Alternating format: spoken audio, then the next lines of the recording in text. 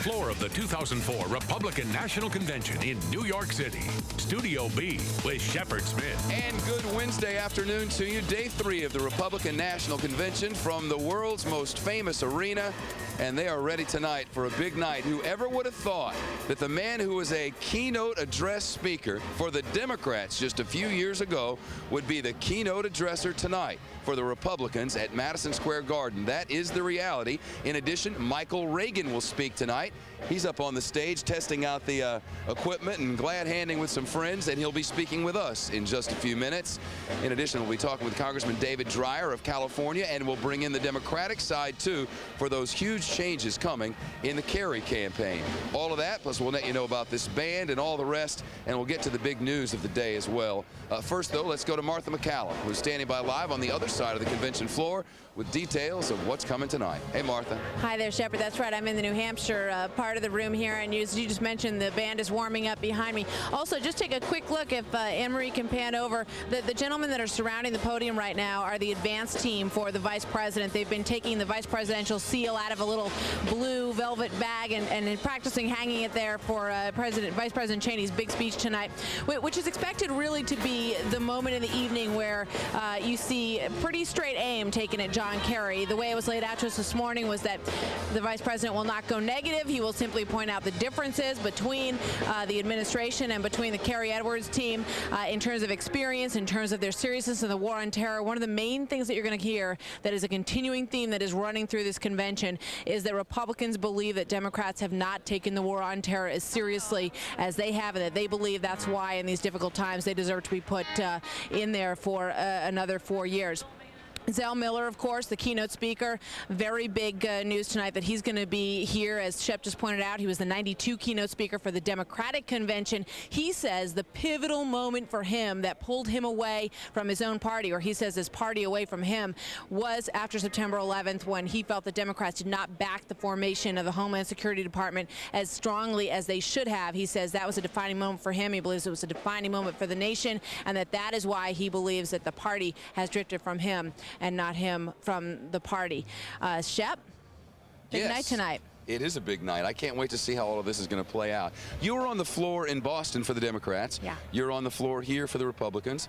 What's the difference between the people in the crowd, if anything, that you've noticed?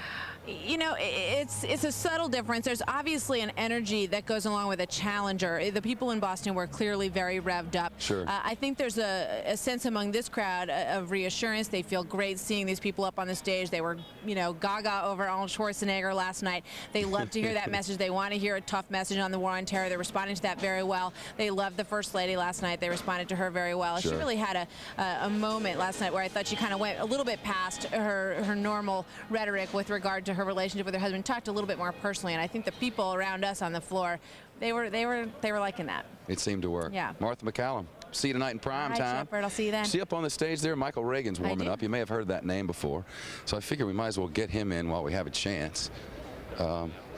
Michael, how are you? I'm fine. Am I staying here? I can't go up. Security, you know, it's a big secure world. How are you? I'm good. Speaking tonight on the big night of the Republican National Convention. Yeah. How you feeling? A little nervous, you know. I never thought I'd see it from this angle. I mean, I've seen it from this angle behind my father. Sure. Never from the podium speaking to the convention, and it means a lot to me to be able to do that and to honor my father. It's kind of a neat feeling, but nerve-wracking at the same time. What's your message tonight? What is your role tonight?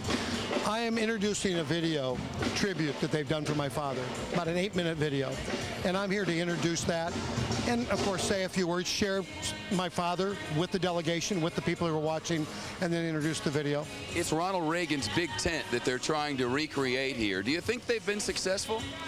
You know, I think what they're trying to create is really a sense of George Bush.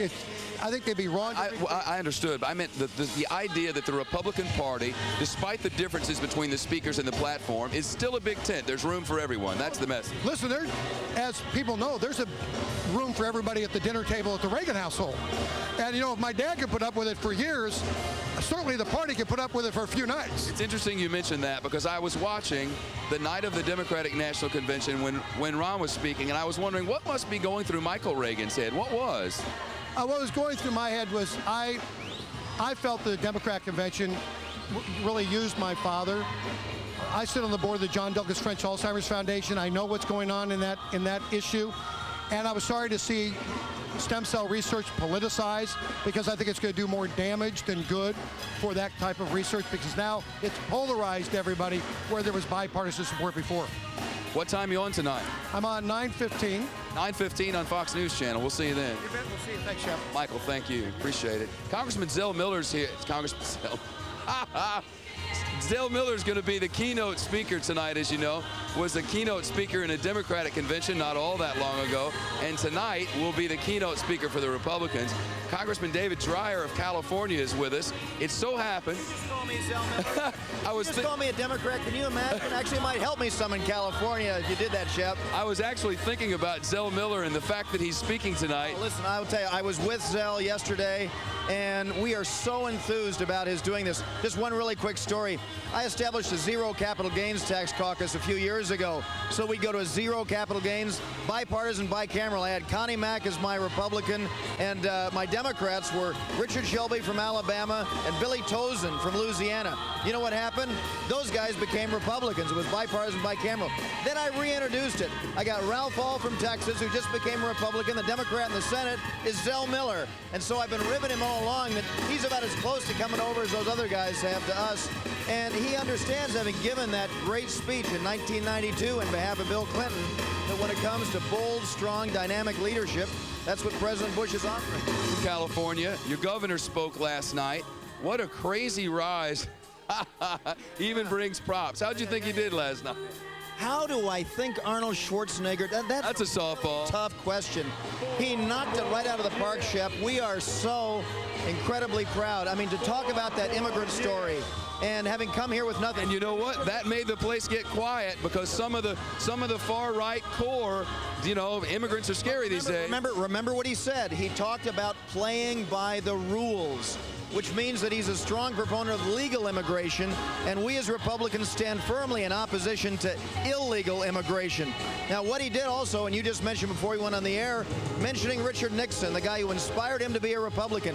I was really surprised to hear Richard Nixon's name evoked at a Republican National Convention. I will tell you, Shepard, Julie Nixon Eisenhower is here, and her husband, David Eisenhower, and I just spoke to them a few minutes ago, and they were so proud because, you know, Richard Nixon was a Republican who inspired many people, and Arnold Schwarzenegger juxtaposing Hubert Humphrey, who was for higher taxes, more regulation, and a weaker defense, versus Nixon, who wanted to cut regulation and lower taxes and strengthen our defense, was why he said, that makes me a Republican. So you think that the pundits' arguments, which we've all heard throughout the day if we've been watching TV, the pundits' arguments, that sort of evokes these memories of corruption in government is off base? Oh, totally off base. You know, what inspired Arnold Schwarzenegger to become a Republican was the notion that there was someone up there who believed in less government, lower taxes, and a strong defense, and a guy who, as he said, embodied the socialist view that he saw in Austria of higher taxes, more government control, and a weaker defense. So, no, I think that there are lots of Republicans, and, you know, when Richard Nixon passed away, I mean, he was actually memorialized greatly from Democrats and Republicans. Bill Clinton was one of those who did, because President Nixon gave a great deal of advice to President Bill Clinton on foreign policy issues, as he did to me, and I'm very, very proud to have considered President Nixon a great friend. Congressman, enjoyed your bowling. You know, we talk about these parties that the Democrats and now the Republicans have been having. His was at Bowlemore Lanes in New York. That wasn't my party. Yeah. I told him to keep you out. At Bowlemore Lanes, which is one of those all-night sort of disco bowling places, rented the whole place out, and they're all in these bowling costumes, your whole staff. I wish we had videotape. Well, somebody has it, I know that, but I'm glad it hasn't gotten onto Fox yet. Thanks, Congressman Dreyer, good to see you. Thanks for welcoming us here. This is bigger than Studio B, by the way. I want to say that. This is bigger than Studio B. And today it contains Jane Skinner. Yeah, oh, I know, and she sounds better than you do. Yes, she does. Congressman Dreyer, thank you.